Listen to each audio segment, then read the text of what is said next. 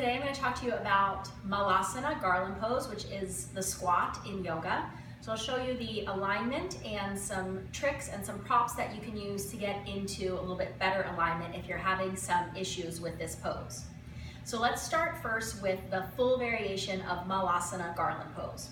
So this would be feet about shoulder distance apart, slight turnout in the toes, dropping the triceps down inside of the knees, prayer hands to heart center. So some things we want to notice here about the alignment is that the knees are out wider than the big toes, heels are flat on the floor, arches of my feet are lifting, shoulders back and down, heart is lifting. And I'll show you this from the side view so you can see another important alignment. Notice that the back is arched like cobra rather than rounded like cat. So some things that could go wrong in this pose are the back is rounded, the shoulders are collapsing. Some other things that could go wrong are the knees buckle inward, the feet go way out to the sides, the arches collapse.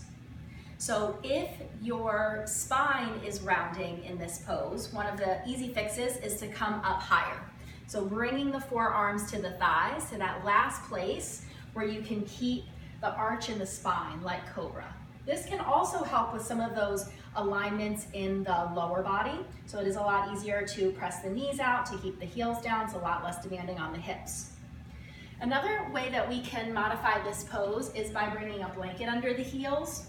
And this is really helpful if your calves are tight. So if you can get into this pose with your heels elevated on the blanket, then you know it's your calf flexibility that you need to work on. So when we elevate the heels, that allows us to get down into that same pose with a little more ease. I'll show you that from the side.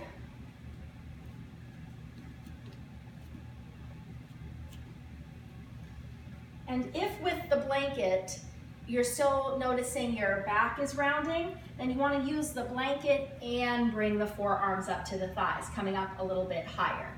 So working in that last place where you have good range of motion, good technique, good form, good alignment, and then allowing your body to sink down into those deeper poses when it's ready.